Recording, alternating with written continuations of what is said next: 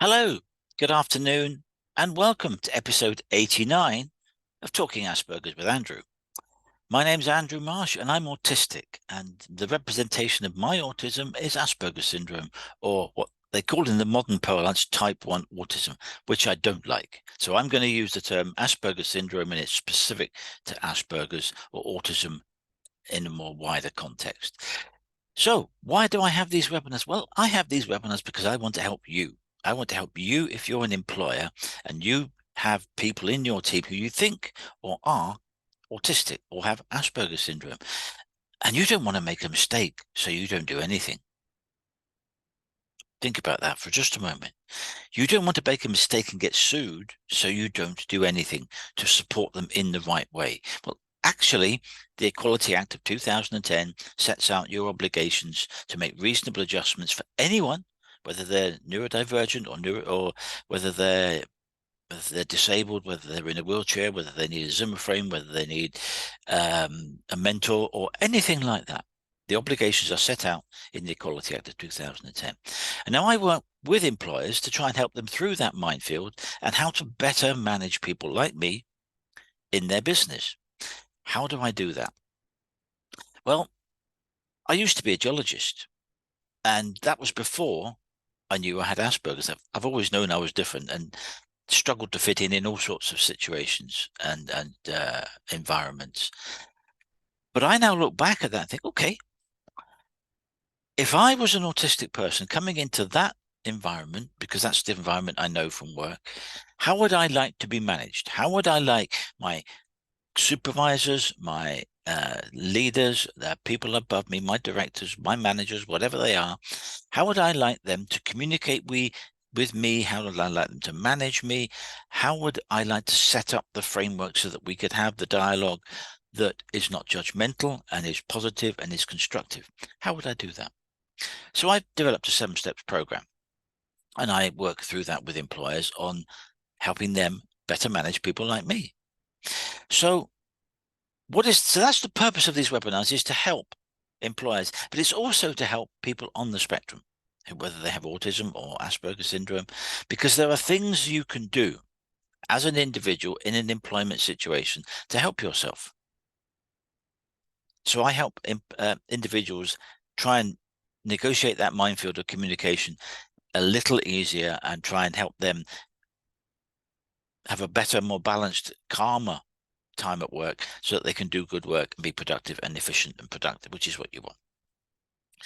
So today's topic, it's one of those that slips under the radar a lot when you when you listen to people talking about neurodiversity, autism in the workplace, Asperger's syndrome in the workplace.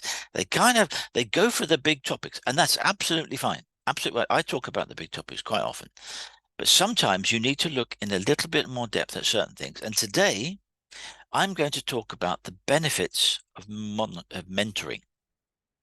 Nearly said monitoring there. The benefits of mentoring. What do I mean by that? Well, let's suppose you have someone coming into your business who has told you on their CV, and they've told you at their interview that they have Asperger's syndrome. They've not hidden it. They're pretty open about it.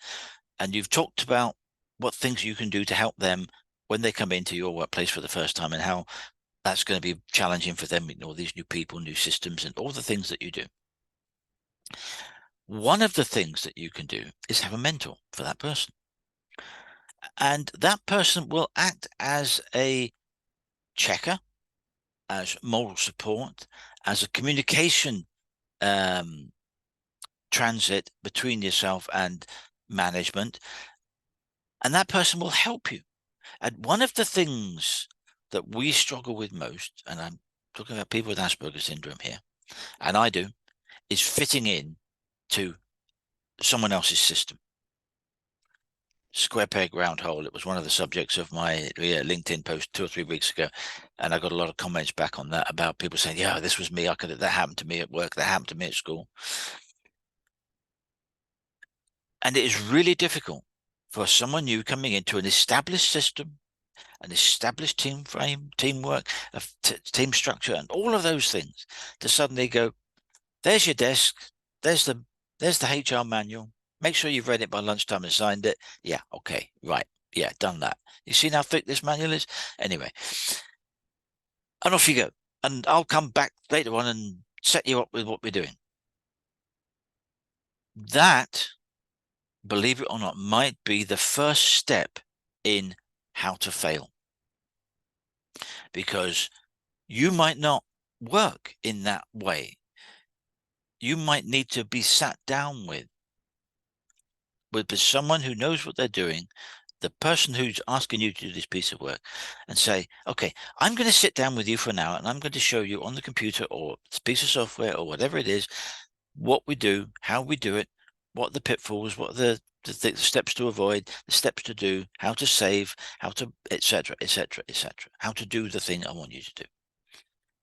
That was the best way that I learned. I learned so much by sitting down with someone who was prepared to spend half an hour or an hour with me, sitting down and going through it and showing me. I'm a show me type of guy. Show me, allow me to do it, make the mistakes, correct it, repeat it, and then I can teach someone else. That's how I learn best. That's how a lot of us learn. We like to be shown, because then we can ask all those questions that come to our mind. Oh, what about that? Why did that happen? That did that. Can you just go through that little step you did there one more time so that I can pick it up? That's what we need. So that is constructive. That helps me bed in to my new environment. And being shown how to do something like that is really important. Being told where to get help is really important. How many times have you been in a work situation where a boss, a colleague, someone has dumped something on your desk and say, need that done by 4 o'clock? It's at times like that I feel like turning around saying, congratulations, good for you. I'm busy. I've got work for someone else to do. Then they have a stushy because you've been rude. You've been apparently rude because you challenged their authority. I want this done by 4 o'clock. Well, good for you. Who's doing it? I've given it to you. I want you to do it. Yeah, but I'm busy doing that. You've got to have your communication channels and things set up so that you set things up for the system to work, not set people up to fail, because you, the manager, hasn't fully briefed and gone through what the person is required to do. So mentoring is really important, because that mentor can do several things.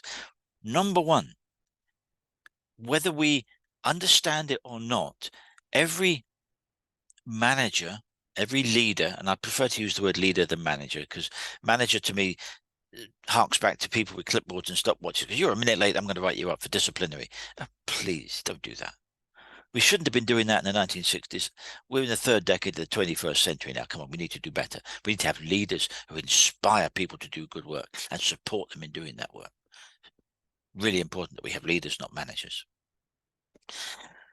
So what you need to do is you need to have that system set up so that your mentor can help you. They can help you understand the style that that manager has. Oh, he likes to use certain phrases and certain paragraphs or sentences in his emails that he sends to clients or in his communications that we send out. These are the words he likes to use. These are the phrases he likes to use, or she likes to use. This is the language that that person likes to use, that they like to use. And it's really, and you won't know that. When you sit down to work on your first day at work, you know nothing of how that business operates. You know what they do because they make doodahs, and you've just been interviewed because you know how to make those doodahs, and you did it brilliantly at the last firm you worked at for 5 years. So you know the how, you know the what. So you know the what. You know you make doodahs, but you don't know how they set it up. You don't know how their business works. You don't know how a certain person in the office has a trigger because of certain things that might happen. Some people I have worked for have struggled being in positions of authority. And that's a polite way of saying they're incompetent. I have worked for many incompetent people as senior and principal engineers in the civil engineering geotechnical construction field. I have worked for some incompetent people who, trust me, should not be allowed out with a shopping trolley and a manual. But they are there. We have to try and work with them. You have to actually work for them. They're people who, you work for me. You work for me. And they have this superior attitude. And you have to comply with the way that they do it, which might be okay after a while, 6 months. It might take you 6 months to bed in to how you work with that person. But just suppose that you have 3 or 4 of these people as different team leaders in the department you work with. And every now and then you have to go and work for a different team leader. You've got to relearn all those things, how that person likes to be managed, likes their work done, how to be communicated with. I know some of them who detested with a vengeance you walking up to their desk and saying, "Excuse me, I'd like to ask you something about what I'm doing." They would go bananas, absolutely bananas, if you just walked up to them at their desk and questioned them about something. And it's something you need to know the answer to, because otherwise you're stumped and you can't progress. So the clock is ticking. If you don't help me within the next 5 or 10 minutes, I'm going to get behind. And if you don't help me for 2 or 3 hours, I'm sitting there twiddling my thumbs. I might not look like it, but I'm sitting doing nothing. So having to manage your way around different team leaders that you work for is very stressful, because they're not consistent. Person 1 does it in a certain way, person 2 does it in a certain way. Don't you dare do how you communicate and work with person 1 in the same way that with person 3. They will have an absolute fit and go nuts at you. These are the things that are the struggles of neurodivergent people in the workplace, because there's not consistency amongst team leaders, supervisors, and managers. That's where your mentor comes in. That's where your mentor can say, okay, when working with this person, we need to do it A, B, C, D, E. When you work with that person, you need to do it D, E, C, B, A. What? They like it a different way around. It's giving them the same information, but they like it presented in a different way. You have to learn that. So I'm here to help you with that. So a mentor is a way of helping consistency of instructions across different team leaders. It helps the person bed in and understand what it is that they have just walked into as a new employee. And it's really important that that mentor has been given the time to help you. If they're doing it out of the goodness of their heart, fantastic, thank you very much. But at some point, their boss is going to pull them up about they're not producing enough work or doing enough time on the things that they should be doing. So needs to be a structure in place to allow a mentor to spend 2, 3, 4 hours a week, whatever is necessary, to help your new people and your neurodivergent people bed in and understand the system that that company works, that department works. That's really important.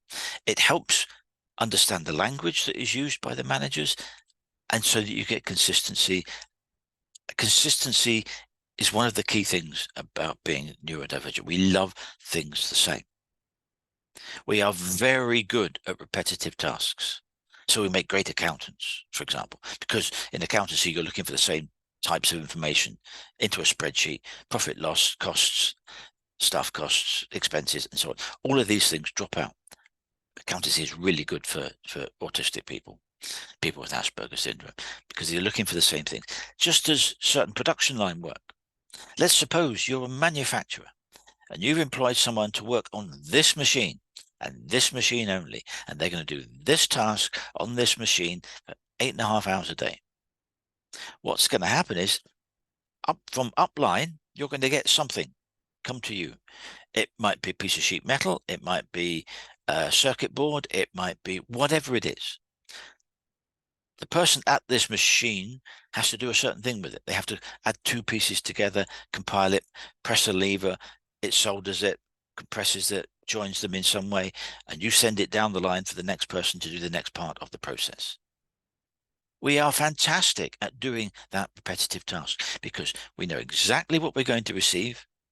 We know exactly what we're going to do with it. We know exactly what it looks like when we've finished with it. And we know exactly that down the line that someone else is going to take it on and do the next phase. Brilliant. Knowledge and understanding, knowledge and understanding, knowledge and understanding, knowledge and understanding, consistency, consistency, consistency, consistency. That is what we like. That is what we need to be able to function effectively in a work situation.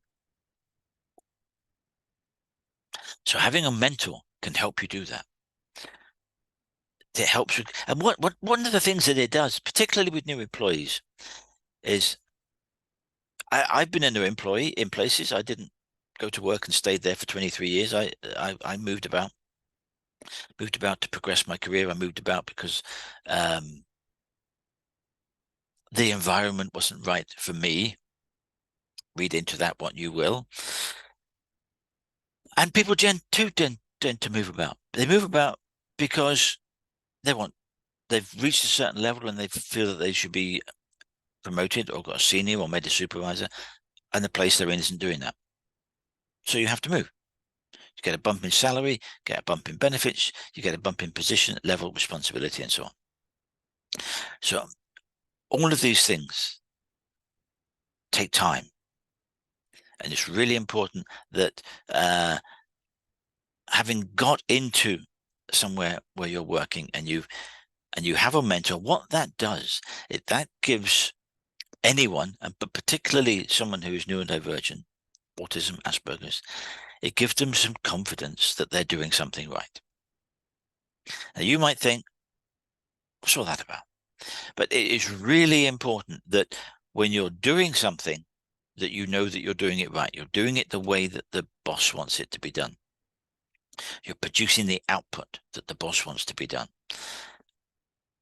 And that familiarity, that consistency gives you confidence. And that confidence enables you to be more relaxed and calmer.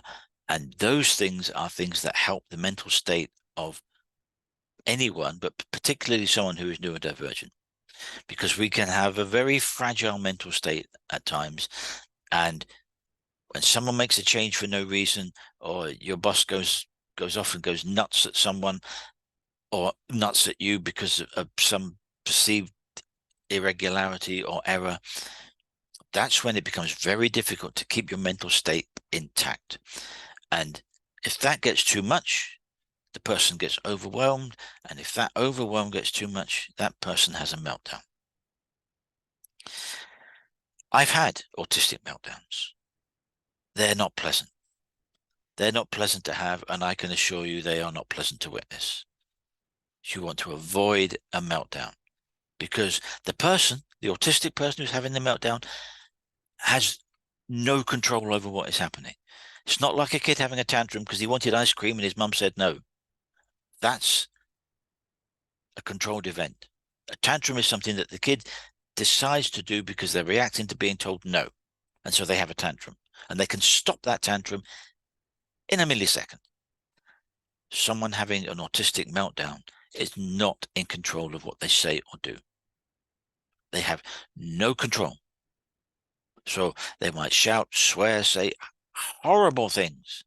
They are not in control of what is happening. It is just an overwhelming outburst of emotion that just boom, comes out.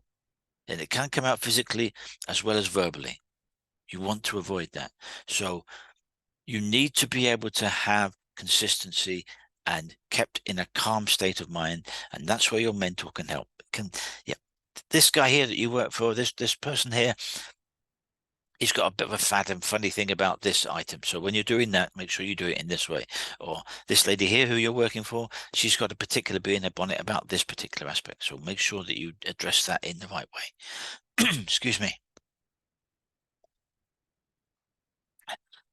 So your mentor can help you understand all these little idiosyncrasies of our people that we work for, the people that we work with, so that you have a better chance of succeeding. Because I'm going to let you into a little secret.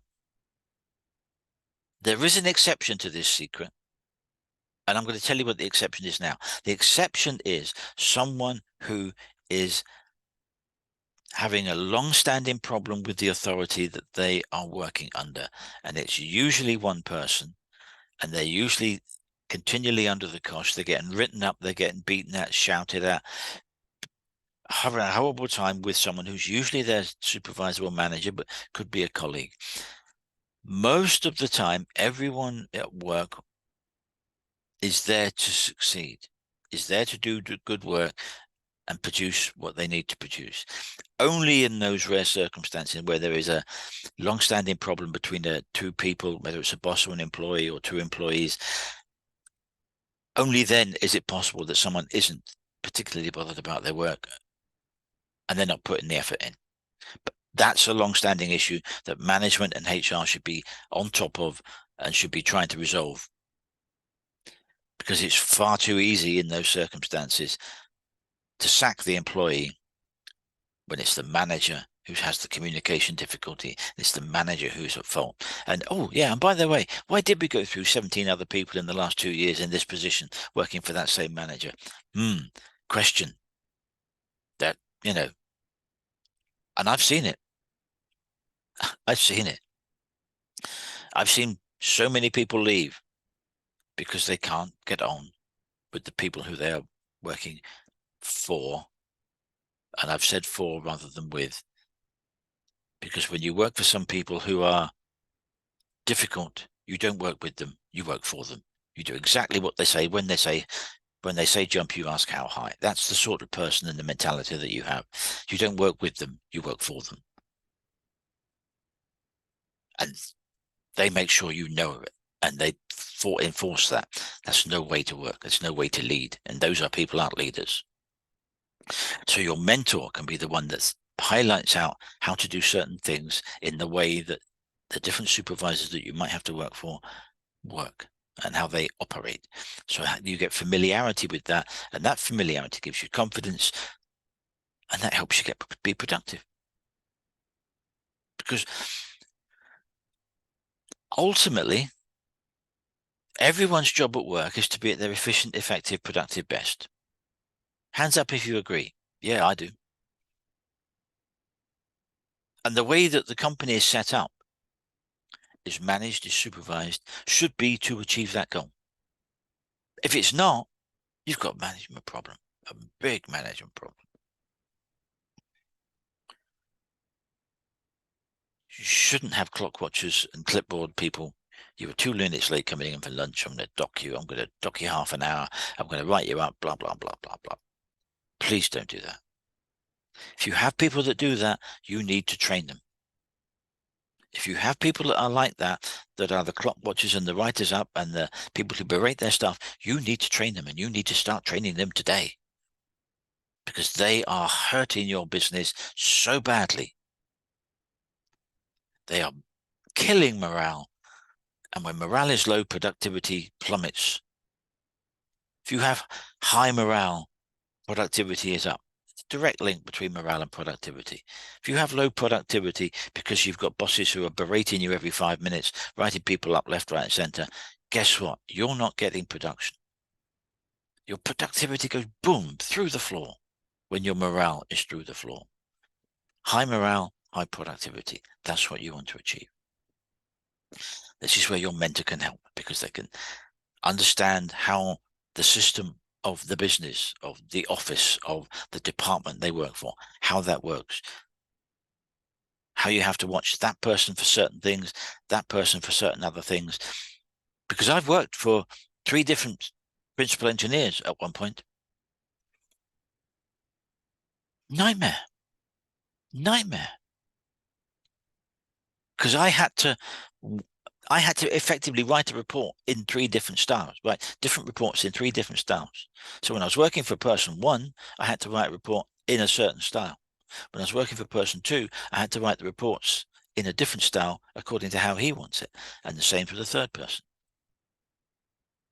Nightmare. Absolute nightmare. And when you didn't do it the way that they wanted, you got called rubbish, incompetent, useless. Well, there's only so much of that you can put up with. Then you go, cheerio. I'm going somewhere else. I'm taking my skills somewhere else. Mentors are really important in helping you, trying to break those barriers down, break the bad communication down and help it improve. Let's just see what we've got here. They can be good at correcting errors, particularly when you're first starting out. It's good for confidence. It helps build team structure. A mentor helps build team structure because it keeps the person relaxed, confident, know what they're doing, and the mentor will know what is going on around them, and that will rub off on the other people in the teams, and it will create smoothness and harmony. And guess what? When that happens, your productivity goes up. Really important. So mentors are a absolutely crucial part of managing autistic people, people with Asperger syndrome, or anyone who is different. Let's take a situation where you have employed someone from South America or Eastern Europe. They are brilliant. CV is fantastic. The skill set, brilliant. But their English isn't too hot. What you would do, what I would do, is you would employ them. You would say, we're going to put you on a course for 6 months to help your English, but we will have a mentor so that every communication that goes from you, every email, every letter, every memo that goes out from you goes through the mentor to check for spelling, typo, grammar, arithmetic errors, whatever, so that the professional standards of the business are maintained. That helps the person understand how to write in English better, and that will help rub off in their speaking and their comprehension and their understanding. So a mentor is really, really good when you have someone who is different. Now, it might just be that you have someone from a different culture and they just need a little bit of helping, a little bit of coaxing to help them fit in better with what you're doing. A mentor is a great way of doing that. So mentors are really good. As I said right at the beginning of this webinar, they're overlooked. The role of a mentor is overlooked, and people tend to just forget about it. But if you've got a good mentor, you can really help someone bed in and hit the ground running and be productive. And guess what? That person will then feel valued. I've got someone I can go to when I've got a problem, and they're okay with it. I can talk to them about it. We had a chat at tea break yesterday afternoon. Really helped me sort something out. Brilliant. So the employee is going to go home and tell their spouse and their kids, things went really well at my job today. I had a mentor and they showed me how to do things, and they're going to be available for me for as long as I need to help me bed in and understand how the system works, how the bosses work. Brilliant. Brilliant. Think about having mentors. You will reap the benefits if you have a good mentor and you get the communication channels right, because that will be that will bridge the gap between the employee and the management. That stage is so often missing. Have a good mentor. Help your teams be more effective, efficient, and your productivity will go up. Your morale will go up. Everyone will look better. The bosses, the ones who do look at the KPIs and all the metrics and all the things like that, they will be looking at it. They're going well in that department. Why is that? Well, is that the department we put the mentor in 3 months ago for those 2 new employees we had? Yeah, it is. There's your answer. It's not the be all and end all. It's not the total answer, but it's one heck of a great way of bedding someone in, getting their confidence up, and getting them to understand how to work within the finer points, the unwritten rules of how your business works, so that they know that manager in that office has got a thing about a certain aspect. Get that bit right. Get that bit particularly right. Pay particular attention to that. Or other person over there, they like it in a different way. Make sure that you understand that, and it helps you throughout. So that's all we have time for today. Mentoring. Very overlooked, but very worthwhile and very effective way of building teams, building confidence, and helping employees, particularly neurodivergent employees, fit in. And of all the things that we struggle with most, it's fitting in and communication. And if you have a mentor to help you with that, brilliant. Try it. Try it. Have one of your mid-range stroke senior people who's very open, very communicative. Have one of them be your mentor to your other members of your teams. See how things improve. My name's Andrew Marsh, and I'm autistic. I have Asperger syndrome, and I help employers better manage people with Asperger syndrome in their businesses. I have a 7-step program, which I go through with them, and it's tailored to suit the needs of the business, because everyone's business is different, and one size doesn't fit all. One size does not fit all. So if you want to get in touch with me, please do so. There's my website right over my shoulder, aspergersmatters.com, or you can email me at andrew@aspergersmatters.com. I'm quite happy to have and would welcome a free 30-minute consultation with you to discuss how I can help you with anything related to managing Asperger syndrome in the workplace, or how to deal with reasonable adjustments in the workplace in accordance with the Equality Act of 2010, or anything else that you think I can help you with to get your teams better, more productive, happier, more efficient, and valued. Value your teams, reward your teams. You will then keep the best people, because businesses thrive best when their best people are working at their best. That's how you get good business being productive. If you continually have to employ people every 3 or 4 months, your productivity is going to go through the floor. Always think about that. Keep the best people, retain the best people, support the best people, and your business will thrive. That's all I have time for today. Keep a lookout on Thursday, which is tomorrow, for when the video for this webinar will be posted on my YouTube channel. Please like and subscribe and comment on my YouTube videos, which are these videos for these webinars. And keep a lookout on Friday for what next week's topic will be. I don't know yet. I had a bit of an idea just before we started, but we'll see how that sits. But until then, take care and look after yourselves.